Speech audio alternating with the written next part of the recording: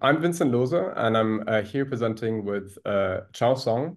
And we're both software engineers working at HopsWorks. And more specifically, we're both working in the RonDB team of HopsWorks.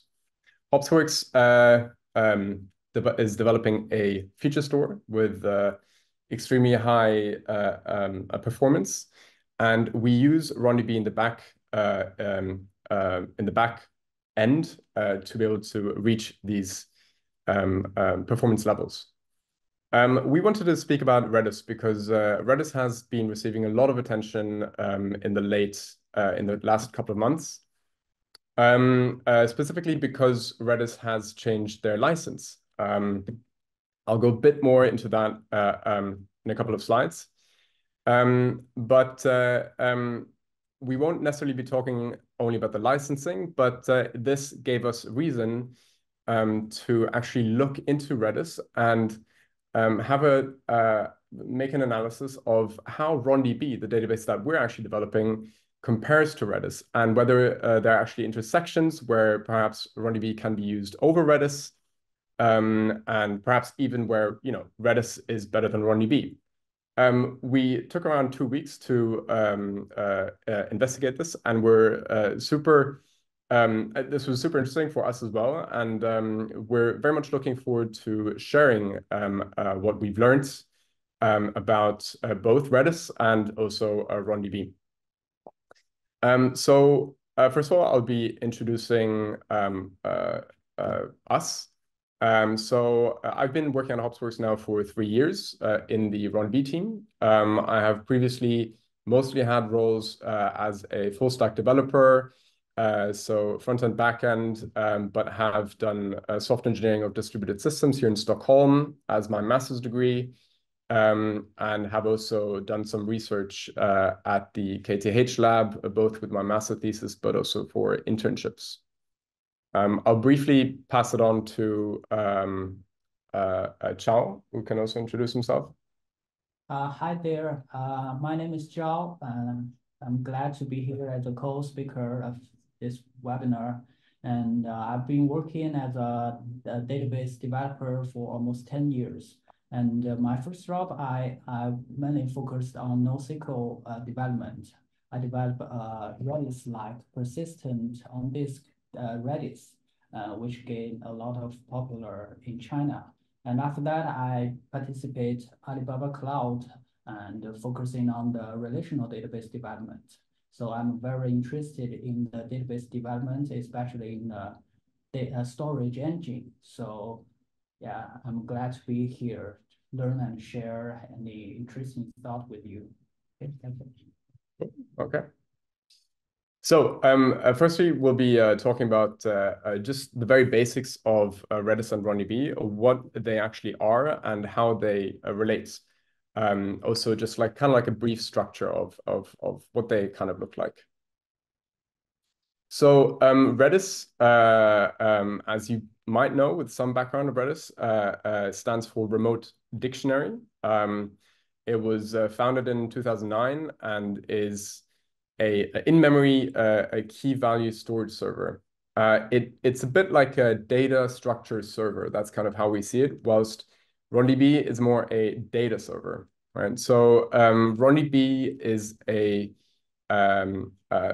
fork of the MySQL NDB cluster. So I'm sure you have heard of MySQL. MySQL is a bit more than maybe most people know about. So there's the MySQL server, which parses SQL statements. But the MySQL server actually works with a lot of different, I think there are 8 storage engines that are part of the MySQL tree. And MySQL NDB cluster is one of the storage engines, right? And it is a storage engine that is distributed by nature, and it is in memory. So we call RonDB a in-memory key value storage server with a MySQL API. You don't have to use MySQL to communicate with MySQL server to communicate with RonDB, but it is very convenient. So both of these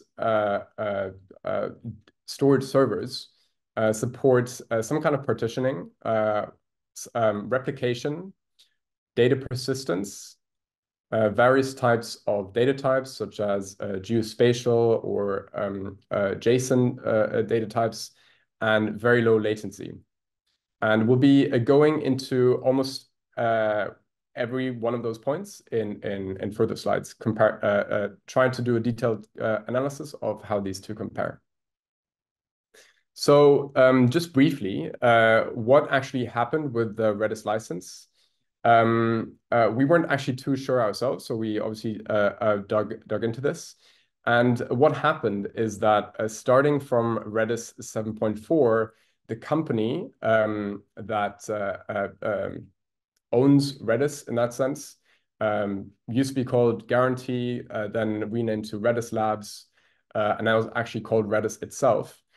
Has changed the license from a 3-clause BSD license to a dual license. You'll see it on the slides, RS something something and SSPLv1. What that means is that anybody that wants to use Redis as a managed service now has to do so with within a partnership with the Redis company. So that means that people that are, or the users that are most affected by this are actually cloud providers. If you're using Redis within your infrastructure and you're not offering Redis itself as a managed service, that does not necessarily directly affect you. Obviously, there are a lot of cloud providers who are not particularly happy about this, especially maybe AWS that offer AWS Elasticache, which runs with Redis in the background. Yeah, surely do not like this. And so actually, meanwhile, there's already been a very popular fork called Valkey, which I believe has continued the 3-clause BSD license. So we'll see how Redis will continue to develop in comparison to Valkey. Just for the record, RonDB uses has the GPL v2 license. That means you can do everything that Redis could do earlier, but if you want to distribute RonDB and make any changes to RonDB, that means that you have to make your changes public. So let's get started with the Redis structure itself. We had to do a lot of reading, or at least I had to do a lot of reading for this. Chao was quite aware of most of these terms already, and there are quite a few terms that come across when you get into Redis. And so these are the 4 terms that really define the different kind of Redis ecosystems. So first of all, you have the Redis server process. And that is really the core unit of Redis. That's the process that runs both the storage engine and works as a server that you directly connect to, right? So that is, yeah, the core part, open source part about Redis.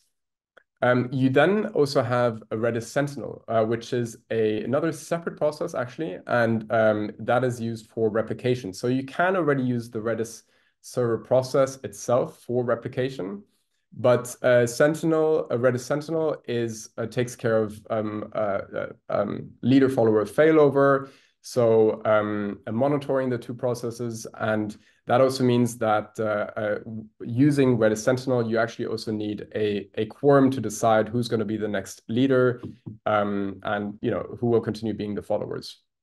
So you should, if you want to run highly available, you should place a Redis Sentinel process everywhere where you put your Redis process, and if possible, that being on different machines as well. If you want to get into Redis partitioning, so that means you have maybe run out of data on your single machine.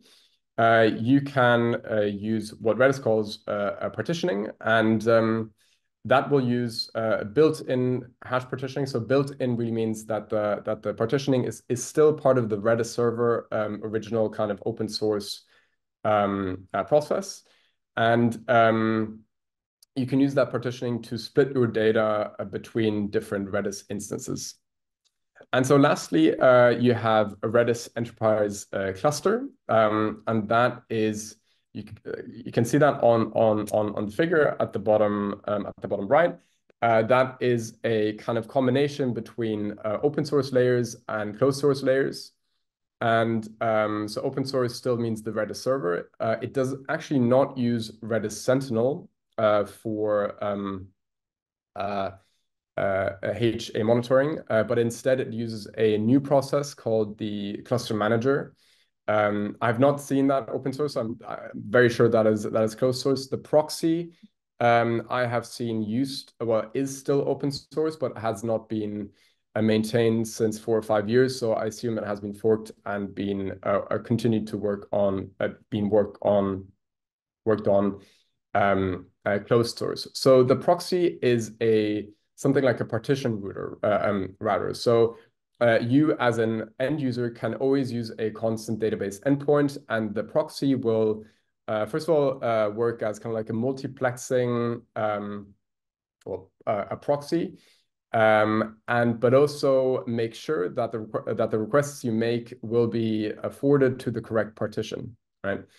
And the manager will take over the role of the Redis Sentinel. So it will do the HA monitoring, but also since Redis Enterprise Cluster supports automatic scaling, it will handle the repartitioning, which you otherwise would have to do via manual Redis commands. So this is in contrast to the RonDB structure. And we did this beautiful diagram there.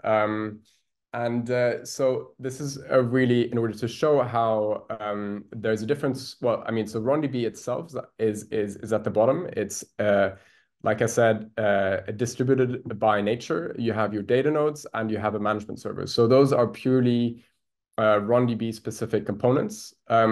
The management server is used for two main reasons. It is, first of all, used to fetch the cluster configuration. Whenever a data node starts up, it fetches the cluster configuration from the management server. And secondly, if we run into a network partition, each part and a network partition and both partitions or none of the partitions can form a cluster majority, then both partitions will contact the management server, and the latest partition to contact the management server will basically die, right? Or will be told by the management server to die. So that means that we can achieve high availability without having to replicate our data 3 times. So that is actually quite unique to RonDB. You can also have 3 replicas if you want to, and then you don't even have to contact the management server because you will most likely not have an even network partition. So that's really the storage engine at the bottom. At the top, you can see essentially 2 different types of servers. You can see the MySQL servers, which take in the SQL queries and then contact the data nodes to fetch the data. And then we have the RonDB REST API server. We call that the RDRS. And the RDRS is a REST API server. It actually also supports gRPC. What these 2 things have in common, as well as ClusterJ, is that they use the NDB API, which is a C++ code base, which is part of the RonDB repository, to connect to the data nodes and make their queries, right? So this C++ code base is embedded by both by the MySQL server, by the RDRS, and also by ClusterJ. The ClusterJ is a tiny bit different because it is Java code, and ClusterJ itself does not work as a server. So that essentially means that's a bit more similar to the Redis setup, where your application, given it's a Java application, can communicate to the data nodes directly without having the network hop towards the MySQL server. So given those brief introductions, we can already kind of make some really basic structural differences between the 2. So first of all, as I kind of just explained, in RonDB, we have the MySQL server separated from the data storage, right? So that means that our compute layer, which computes the queries, is separated from the storage layer. That has pros and cons. We decided for that, or at least that was decided for the MySQL NDB cluster, because it's very, very easy to scale the compute layer. And it also, in case of bugs on the query on the compute layer, those bugs are separated from the storage layer, making it more safe for the storage layer, which was very, very high which was very important because the MySQL NDB cluster had a extremely high requirement on high availability. So that part is united in Redis. It's the server by default. It's the server and the storage layer united. Regarding the partition complexity, so that is taken care of the proxy layer, right? So for instance, if you want to do a so-called transaction in Redis, no, not a transaction, but if you want to run multiple operations on different keys that are run on different partitions, you will need some kind of proxy which will forward these requests to the given Redis partition. That is integrated into the data node. So you as an application in RonDB, for RonDB, will never have to rely on or never have to know anything about the partition complexity running in the background. And again, the proxy is actually closed source, at least the latest versions since 4 years ago. So you might actually have to handle that yourself if you're not using Redis Cluster Enterprise. Then the leader, follower, failover, that's also entirely integrated in the data nodes. You do not have to set up a separate process, the Redis Sentinel, on every machine, or use the closed source cluster manager. So that is actually quite neat in RonDB. It is a distributed system, which makes it at times more complex. But there's a lot of batteries included in RonDB, which makes it actually fairly simple in comparison to quite a few other architectures. So now we've kind of talked about the basic structures, and now we want to dig into a few topics a bit more deeply. And the first one is kind of the data model API, and this might sound a bit weird because data model and API is a bit it's not very obvious, but we decided to talk about this because Redis is also very popular because it has more or less defined an API for a key value storage system. And so we kind of want to look at that data model within that API a bit more and see how that can translate towards the data structures used in RonDB. So first of all, just the basics. RonDB having a MySQL API is a relational database, right? That is not the case for Redis. Redis is schemaless, and it just does not have any concept of tables. Redis does have, so these are just well, I mean, I'd say the most popular data structures that Redis supports. Redis has strings, which are essentially hash maps. It has also hash, which is also a hash map, but it's a way of organizing your hash map further. And it supports lists and ordered sets. Whilst RonDB, being a relational database, has primary keys, which is also a hash map. Foreign keys, being a relational database. Unique indexes, which in a sense has similar properties to a set. A unique index is a separate table as well in RonDB, but essentially it places a constraint on a given column on the table, so that column cannot be a row or different rows cannot have a duplicate value for that column. And ordered indexes, which again also have similar properties to ordered sets in Redis.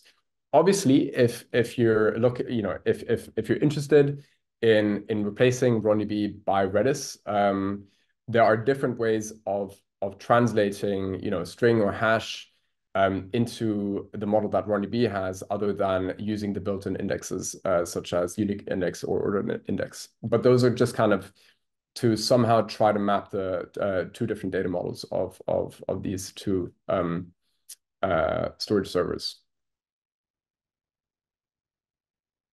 So that was fairly brief, but we'll now be talking about partitioning. And so partitioning is a very interesting topic. It is quite central actually to scaling out both RonDB and Redis.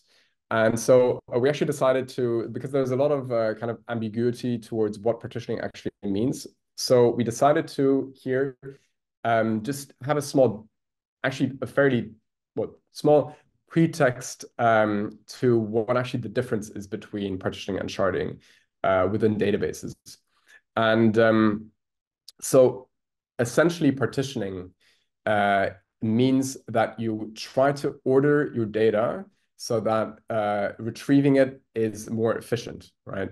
So when you partition your data, essentially you still have a single unit of data, right? So you can even have a single server database and have your data partitioned. Usually that is to make your database be multi-threaded, right? To be a bit more efficient in that sense. Whilst sharding is really to scale out horizontally, and quite often you have databases that really work as independent databases, where each database has their unique data, and you as an application have to know which data is stored in which database. So sharding is very much for very large sets of data, but it can become very difficult to handle. So we're now comparing Redis and RonDB in terms of different operations and how that fits into partitioning and sharding, right? So when you do a single key lookup or primary key lookup with either Redis or RonDB, you as an application do not have to know where or in which node, in which process your data is stored. And in that sense, both Redis and RonDB behave very similarly to, or behave like a partition, right? It's a single unit of data. When it, however, comes to scans, so let's say you have in RonDB, right, you want to do some kind of range scan or something, then RonDB still works as a partition because your application does not have to know where your data resides. It will still potentially do its scan on every single partition and then be returned to you as a single response. While scans in Redis really behave like shards. So if you're doing a scan on a certain hash map in Redis, you will not be able to do that on different Redis instances. So let's say you have multiple Redis instances which behave as a Redis cluster. Each is a partition. You cannot do a scan on all of these together unless you're using the closed source proxy, right? Transactions, on the other hand, is also a bit more complex. We're going to go into transactions a bit more detail a bit later, and so I'll say so-called transactions with Redis because if you use the keyword multi in Redis, which I'll also explain a bit further, you cannot do that with multiple Redis instances. So your data that you want to address in this multi-transaction has to be on the same Redis partition or partition. And in that sense, Redis again really behaves like a shard. So you as an application have to know where your data is. What you can do is if you do a scan on a key, is that you can use hashtags. And if you use a hashtag, then you can make sure that a certain key pattern will be placed on one shard. But again, you will then only be doing your query towards one shard and not multiple shards. And once again, RonDB behaves like a truly a distributed partition database there. You can do a transaction on as many nodes as you want to do. So we do support cross-partition transactions. And I just forgot one point. When we do scans, you can also use partition pruned index scans, but that is a further a performance optimization. And that basically means that you put a filter key on your partition key. And that means that your scan, or let's say you're doing, that your scan only hits a certain partition. So you don't have to basically do your a query on all of the different partitions. I'll get to that in 2 slides. So the 2 similarities of RonDB and Redis for partitioning or sharding is that both use hash partitioning. And hash partitioning means that the key or the partition key is hashed, and that hash then decides on which node the data will be placed. And that is very helpful for an even data distribution.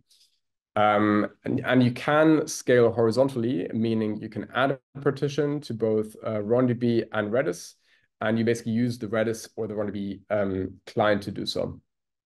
So the big difference, the big differences between the two is that RonDB really, really does true distributed partitioning. And the cool thing with that is also, so you can see on the diagram on the right, if you have Redis and you have 2 nodes, you're going to have, so each node is basically going to be one partition, assuming it's, a single Redis process on each node. If you have RonDB and you have one data node on each node, a node being something like a VM or a machine, you will still have multiple partitions on each machine within one data node. So in fact, every table is partitioned by itself. So that means one data node will be able to support multiple partitions. And that also, since the data node is multi-threaded, that means that each thread can take ownership of a partition, meaning that we can further actually really harness CPU utilization if you have a multi-core VM or machine. And like I said, you can set the partition key in RonDB, but you can also, so you can set the partition key per table. And so we'll show this in the next slide. And so let's say you have a table which looks as follows. You have the table files with ID, directory, and file size. You can say, okay, I want to have a composite key, the composite key ID and directory, but then you can explicitly set the partition key on directory. So in HopSorgs, we actually have forked Hadoop, the distributed file system, to hopsfs. And when we do file operations in hopsfs, we actually use partition pruned index scans so that operations such as ls can be done extremely quickly because we only have to hit a single shard because we essentially have our partition key on the directory. So something like select everything from files where a directory is equal to home will do a table scan, but because it is we have the filter on the directory, which is the partition key, we only have to do the query on a single partition on a single node as well. And just a side note to that is that Redis actually does not support filtering by values in the first place. So that is a filter by value, right? Since directory is essentially the value of the table. Okay, so now we'll go into replication. Mm. And once again, replication is absolutely essential for RonDB, since high availability has from the start been an essential kind of requirement for RonDB. So Redis and RonDB both support asynchronous multi-region replication. I'm not going to go into that in detail because that is actually a fairly big topic by itself. That essentially means that you use multiple clusters to asynchronously replicate between them. But within a cluster, a further similarity is that using the CAP theorem, they both support the same use case, as in, so when a cluster has a network partition, both Redis and RonDB will decide to be consistent over available. So that means one side of the cluster partition will go down for both Redis and RonDB. And hence, the data will stay consistent. However, there are obviously also a few differences. So I already mentioned at the beginning that the management server in RonDB is used something like as an arbitrator for network partitions. So that means that RonDB can already be highly available with two replicas. That is not the case with Redis using Sentinel, because you need a quorum. So you need 3 Sentinel nodes from the start, 3 different machine. Well, yeah, 3 different Sentinel nodes, which connect to 3 different Redis processes. Another major fact is that in Redis, when you replicate one Redis process, you have one leader and then one or more followers. But the leader basically decides everything, whilst the followers just copy from the leader. And since we have this built-in partitioning in RonDB, where single threads also take ownership of single partitions, every data node will have leaders and followers. So we have a leadership basically based on partition, not based on node. So you can see that on the diagram. Redis, if you have 2 nodes, there's going to be 1 leader node and 1 follower node. Whereas RonDB is going to, in the case of 2 partitions, one node is going to have 1 leader, 1 follower, and the other one is also going to have 1 follower, 1 leader. That means that in a replicated use case, we will be able to distribute CPU evenly, right? Since we also use hash partitioning, the data will be distributed evenly, and hence, again, the leadership work will be distributed evenly. One other difference is also that RonDB always, within a cluster, uses synchronous replication, right? So that means if you have committed something to the leader node, it has also been committed in the follower node. And so if the leader node fails after having committed something, we will not have any data loss during the failover. So Redis does support something called waits, which it gives the client something like a read after write consistency. So if you use waits, you will only get a client acknowledgement after it has also been committed to the follower. But still, the replication is actually still asynchronous.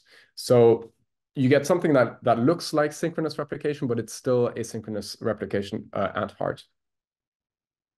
So transactions. Transactions is an entirely kind of like topic for itself. Yeah, I'll just dive into it. It's a fairly big topic. You might think that comparing transactions between Redis and a fully fledged database is not entirely fair. But I do want to note that Redis does often describe itself as a database, and it also has its own chapter on transactions. So that's also why we were fully for really presenting this topic entirely.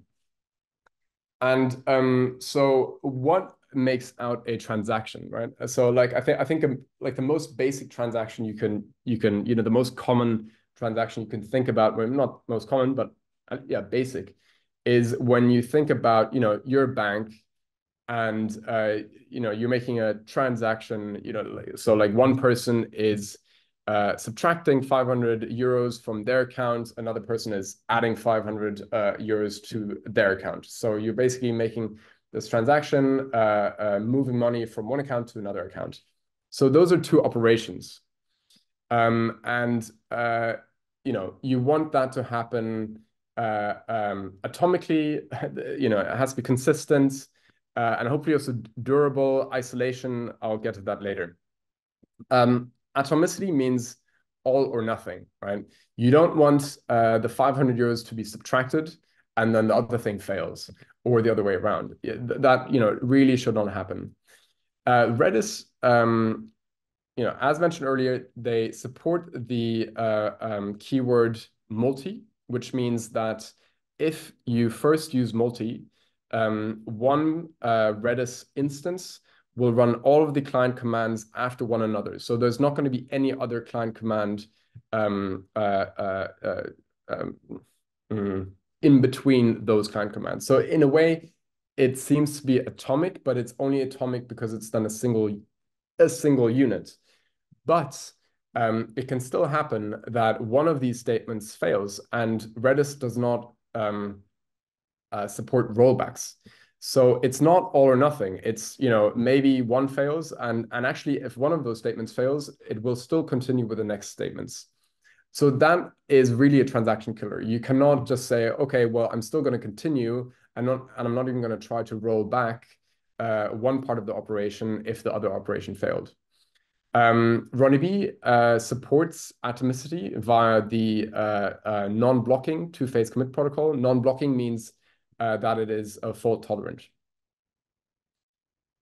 Consistency can be a bit more vague. It essentially means that part of the transaction, or that the transaction will make sure that all the constraints you have, unique constraints or cascade for your foreign keys or whatever, will stay consistent after the transaction as well. And for Redis, using more or less NoSQL, not really having a relational database, ensuring consistency is a lot easier. But you kind of also lose the notion of consistency if you're only capable of kind of addressing one key as well. Isolation, yeah, I'll get to that to the next slide. Durability for both is kind of similar. So quite often, people assume you have an in-memory database, and so it cannot be ACID because it will not be durable. So in fact, actually, so we kind of disagree with this because we support something called network durability. And that means that we consider something to be durable once it has been committed on multiple replicas. And if you think about it, that is actually also even more durable than perhaps a single machine, because a single machine can go down and maybe your SSD breaks or whatever, and then your data is also gone. But like if you have it in memory on two different machines, that is also very much durable. If you also take into account that both Redis and RonDB do asynchronous persistence on disk. So for RonDB, that's around every second or 2 seconds. For Redis, that is configurable. The difference here again is that Redis does replication, as mentioned earlier. Redis does replication asynchronously. So for RonDB, if you have committed something, it will be replicated on all your replicas. So Redis does weaken this idea of durability again with asynchronous replication, essentially. So isolation. I'll start from the beginning for isolation. So in case you're not aware of what isolation means, it essentially is a notion of how different transactions will interfere with each other when you as a database allow concurrency, right? So obviously, it would be, or like it's kind of easy as a database to just say, well, okay, like we're just going to allow one transaction at a time, and then we don't have to deal with kind of interlocking operations. But that means that you're going to have less concurrency and that you can handle less throughput per second on a single data node. And so there are different isolation levels here, and depending on depending on what you do to handle this trade-off between concurrency and essentially read consistency, like how consistent is your data going to be when you read it. And so Redis really goes very simple here. It's single-threaded. And so it actually, because of that, it has the highest level of isolation called serializability, but that means no concurrency. So, when you say single-threaded Redis, it is because they only do a single operation at a time. Maybe they use multi to have something called a transaction, to maybe bundle a few statements as well. But that means you're very much, so like you have serializability, but you cannot actually use that for a transaction, since you're not really, addressing different keys at the same time and committing it at the same time either. And there's simply no concurrency actually. And RonDB being, a bit more of an, proper fully fledged database, does locks on row level. As mentioned earlier, we do support cross-partition transactions. So you can really do whatever transaction you want to do. You don't have to think about how this is going to be affected across different partitions. And in terms of isolation level, we support a read committed. And read committed is established by using worm locking. Worm locking means write once, read many. And that is for us the best way to ensure extremely low latency for reads, and also high throughput and everything else. You can also achieve the isolation of repeatable reads if you use a shared, or actually also an exclusive lock. And you see the image on the bottom right. It's a bit like comparing apples and oranges, because you actually have, partition, like you actually have transactions across partitions. And so, you need locking, and there's some, necessity for concurrency, but also it makes throughput so much more effortless and so much more scalable as well. So talking about scalability, this is, we're kind of zooming out a bit again. And so as mentioned at the very beginning, both RonDB and Redis can scale horizontally using a repartition. So for both, it is an online operation. The difference is, in terms of scalability, is that for RonDB, it is an in-memory storage engine, but you can selectively choose to place values on disk, only on disk, if you want to.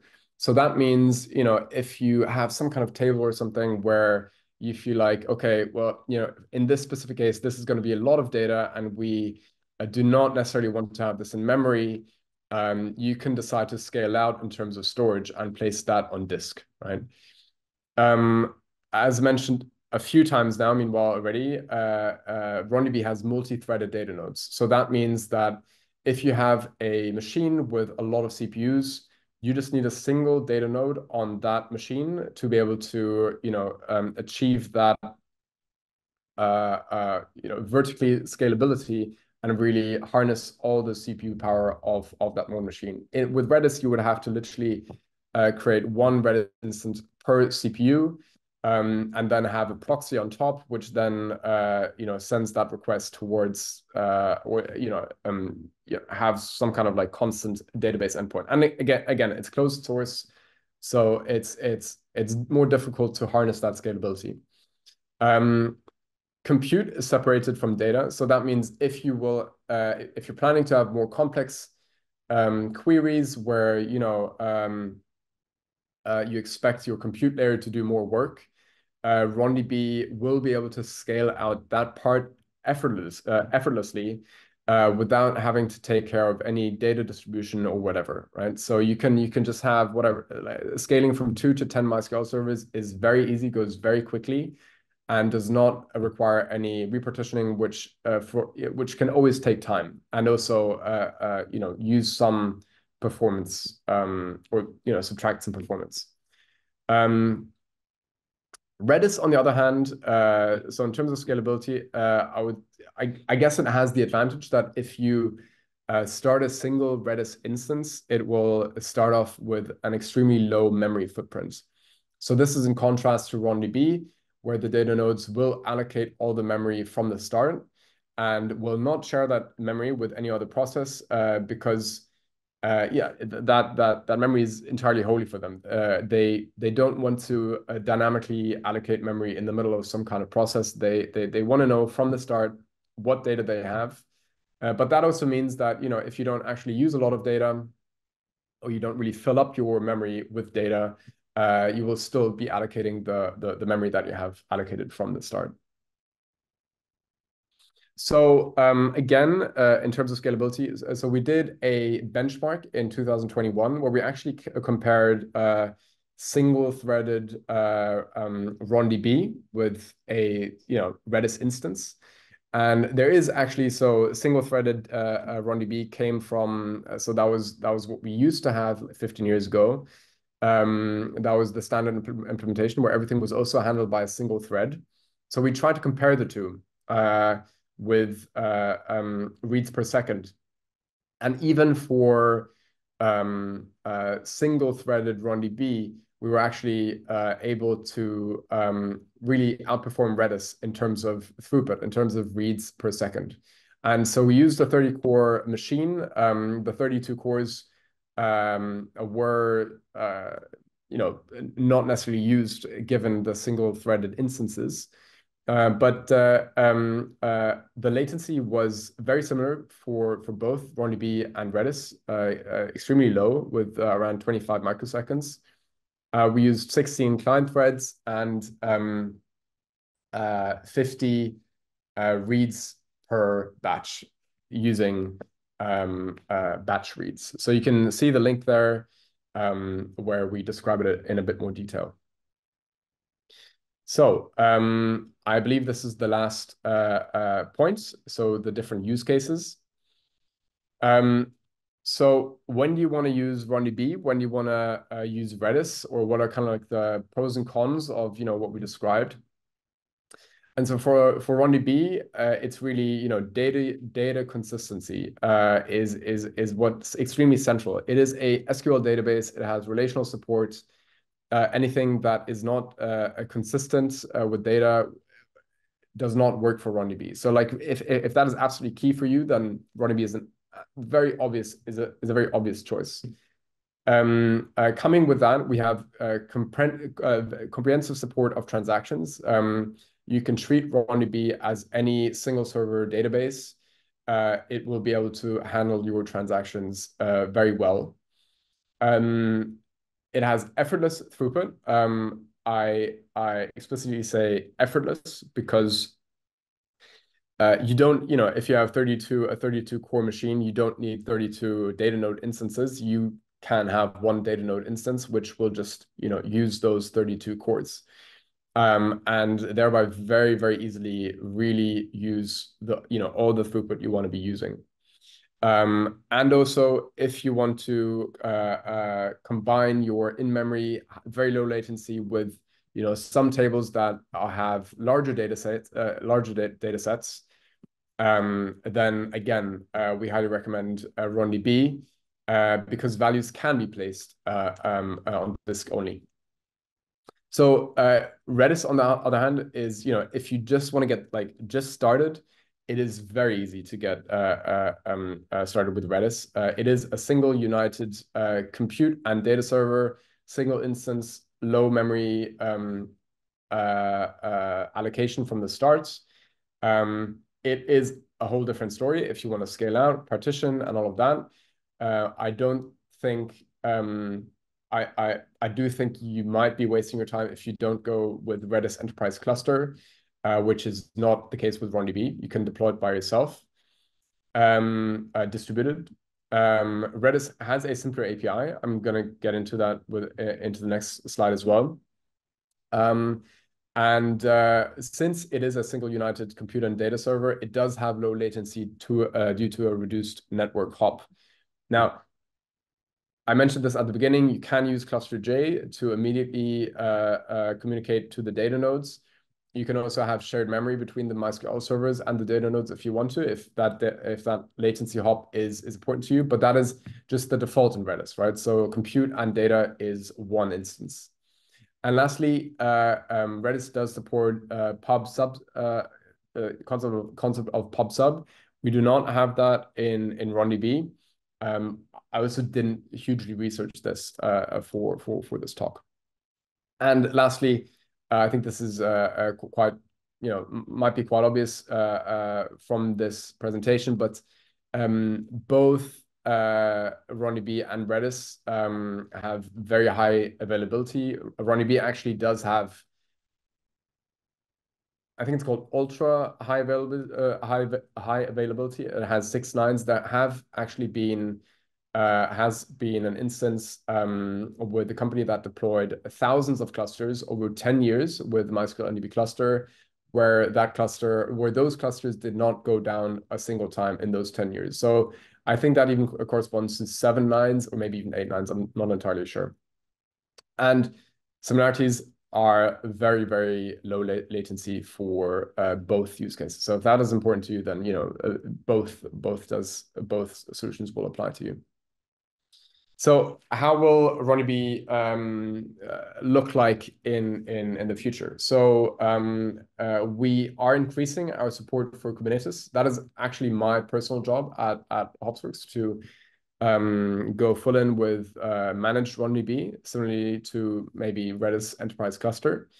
And another thing is that we will be further developing our RonDB REST API server, our RDRS. And the RDRS supports batch transactions. So you send multiple transactions in a single signal. And what we are looking into currently as well is actually also to support the Redis protocol. So that, this idea of using a simpler API will also be taken care of from our REST API server. And the API of the REST API server is already fairly simplified. And lastly, so what's the difference between RonDB over the MySQL NDB cluster? So these points are kind of like the biggest things we have been taken care of, or that we have taken care of in the last 3-4 years. And one of them is that we support variable sized disk size, variable sized disk columns. That's incorrect on the slides. So MySQL NDB cluster has constant sized disk columns. RonDB does have the RDRS, which the MySQL NDB cluster does not have. We have done quite a few modifications to support better containerization and scalability. We do have a very enhanced Kubernetes support. There's a lot upcoming for Kubernetes as well, but we have been working on it quite intensely. And 2 further points that are upcoming are push-down aggregations, which is what Chao is actually working on right now, and rate limits and quotas, which is also being worked on right now. So that was it. That was the presentation. I'm super happy to have had you here, and yeah, I will be very much open to any questions. Yeah, it was great having you here. I hope you could learn something or learn a lot, and that you will potentially also consider RonDB for your next key value storage server, for your relational database, or whatever you need it for. So thanks a lot, and have a great day. Bye bye. Thank you.